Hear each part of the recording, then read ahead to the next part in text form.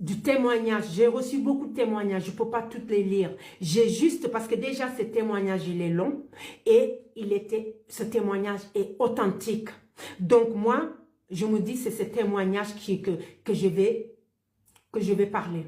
Et cette personne, quand j'ai lu son témoignage, cette personne a regroupé la blessure de rejet, la blessure de trahison et la blessure de l'injustice et de l'humiliation.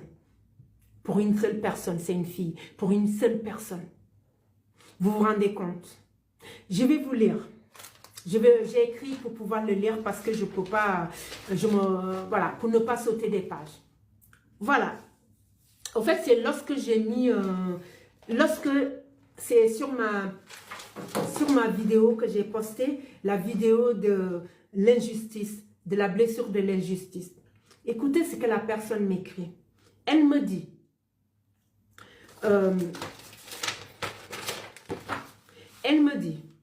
merci madame, je me reconnais dans votre analyse. Dès ma naissance, j'ai été enlevée de ma mère et proposée à la pouponnière dès l'enfance. Elle n'a pas été avec sa mère, ils l'ont enlevée déjà. C'est l'abandon déjà de sa mère. Elle était allée à la pouponnière. Puis, dans une famille d'accueil pendant 10 ans, elle a été dans une famille d'accueil.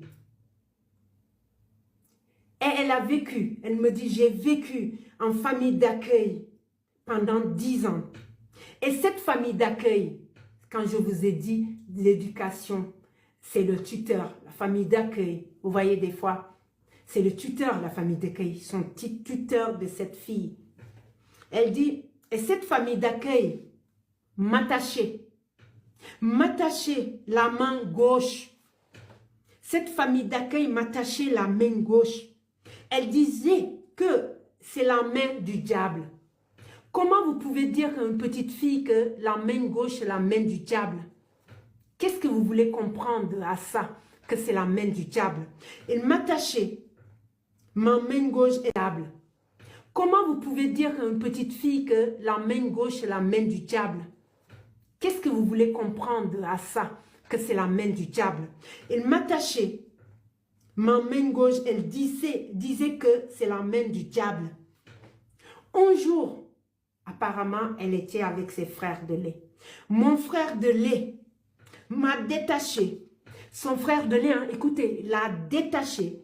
Ensuite, m'a jeté de l'eau chaude, de l'eau bouillante sur le bras gauche. Son frère de lait. Pourquoi ce frère a fait ça? Elle a entendu que lui, elle était le diable. Donc, il a jeté de l'eau bouillante sur sa main gauche. Ensuite, quand elle se retrouvait dans sa propre famille, elle me dit, dans ma famille, ma mère disait que j'avais un regard mauvais.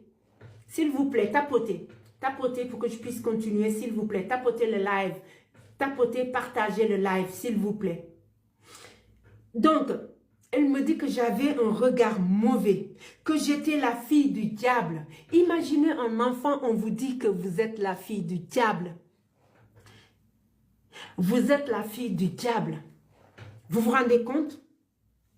Pendant des années, elle me dit pendant des années, non seulement on me dit que j'étais la fille du diable, tapotez s'il vous plaît le live.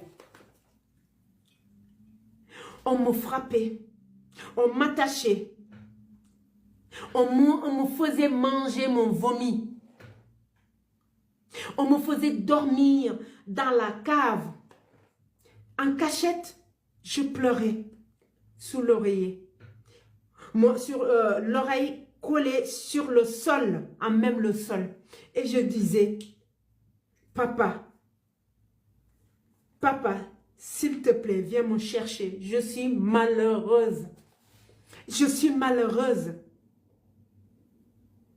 Et vous imaginez bien que papa n'est pas venu.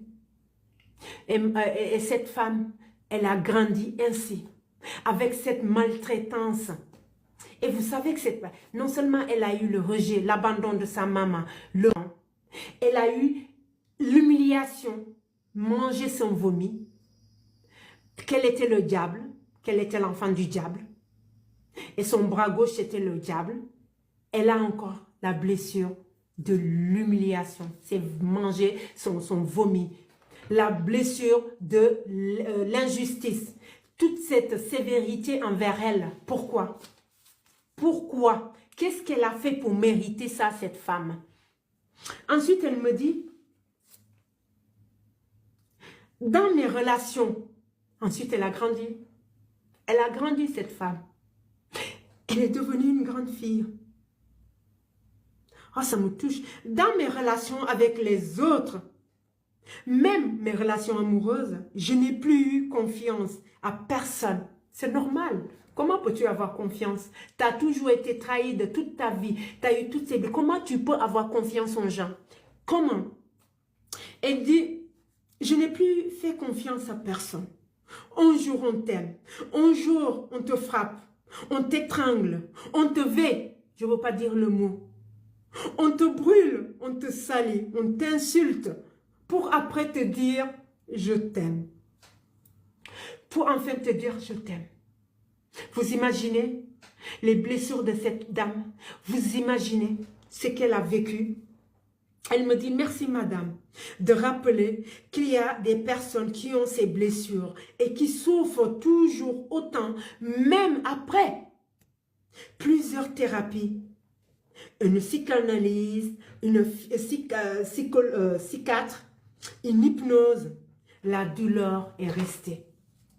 Voilà, pour vous dire, ça c'est le témoignage que j'ai voulu vous lire parce que c'est un témoignage qui parle beaucoup des effets, des comportements que nos parents ont envers nous, ces comportements qui sont malsains, ces comportements qui sont des comportements de sorciers envers vos enfants. Arrêtez d'avoir ces comportements envers vos enfants. Arrêtez s'il vous plaît. Arrêtez d'avoir ces comportements s'il vous plaît envers vos enfants. Traitez vos enfants comme des humains. Ces familles d'accueil, ces tuteurs, s'il vous plaît, arrêtez de prendre des enfants.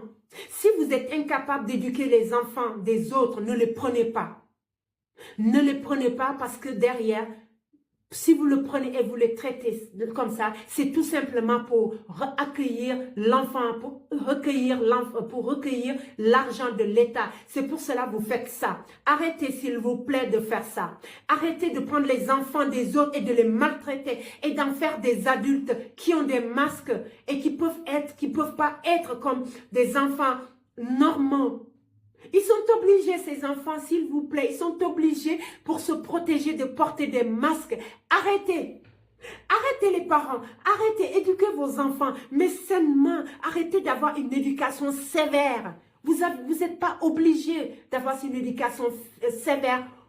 Hein, pour, comment on appelle ça, inculquer des bonnes choses aux enfants. Il suffit juste de parler aux enfants. Il y a bien sûr des enfants perturbateurs. Bien sûr qu'il y a des enfants perturbateurs. Mais c'est pas la raison. C'est pas la raison, s'il vous plaît. C'est pas la raison de les maltraiter. S'il vous plaît. S'il vous plaît, arrêtez. Arrêtez. Pour conclure, je vais dire une chose. Je vais parler aux parents, s'il vous plaît. Écoutez ce live, partagez ce live s'il vous plaît pour que les gens puissent entendre ce que j'ai dit, pour que les parents, les familles puissent entendre. Occupez-vous de vos enfants, n'abandonnez pas vos enfants, ne rejetez pas vos enfants, ne leur donnez pas, ne les trahissez pas. Quand vous donnez une parole aux enfants, respectez vos paroles. Quand vous dites aux enfants, je vous laisse ici, je te laisse ici, je vais venir te chercher après, venez chercher l'enfant.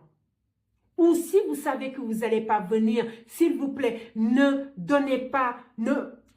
leur donnez pas cette proposition, ne leur dites pas, je vais venir te chercher. Vous l'expliquez pourquoi vous l'avez amené chez la cousine, chez le frère, chez la tante. Vous l'expliquez, l'enfant, il va comprendre. Par exemple, les gens qui viennent en Europe, je comprends que vous venez vous chercher en Europe.